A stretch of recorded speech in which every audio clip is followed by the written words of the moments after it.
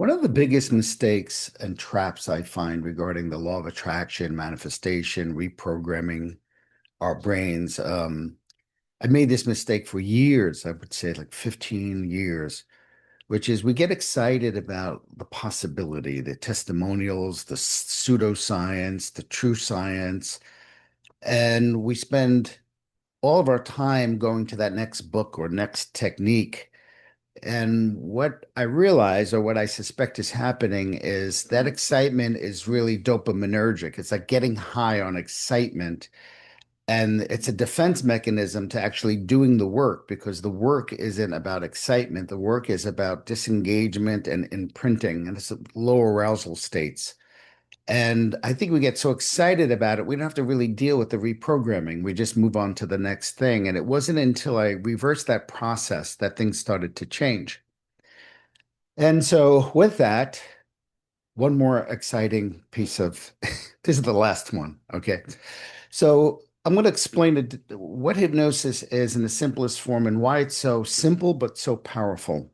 So, when we are in an automated state of being, our normal state of being, our awareness is really wrapped up in the default network and the autobiographical self-referencing network. Basically, we are in our program and automated thoughts, automated familiar ideas about who we are. Now, in order to change, the brain and the body has to have a new experience. Well, if we're wrapped up in those ideas and then getting excited about other ideas, we're not really having a new experience. We're just running from the discomfort of the present moment. And so what happens in a normal state is that what's called the salience network is distracted. And so there's no room to be able to really focus, and not only focus, but be absorbed in what we're focusing.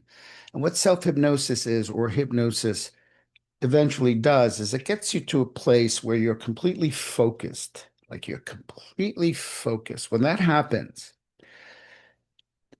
the default network goes into abeyance, it goes to sleep. So there's no distractions. And why is this important? Because now you're fully experiencing what you're thinking about or focusing on or visualizing, and you're having a sensorial experience. But because when you're in hypnosis, that selective focusing and what's called the insula, the part of the brain that is interested in feelings and sensations, bodily sensations and feelings, what happens is that aligns with your selective focusing.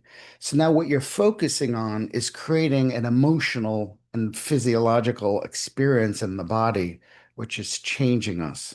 And so by taking a moment and disengaging and dissociating from the existing pattern, relaxing, and then now being absorbed in a new experience, what you're focusing on bypasses all of that familiar thought and goes right into the insula. And that insula is felt in the body or is picking up what the body's feeling as you're absorbed in that. And that is what changes things. And that's not an excitement.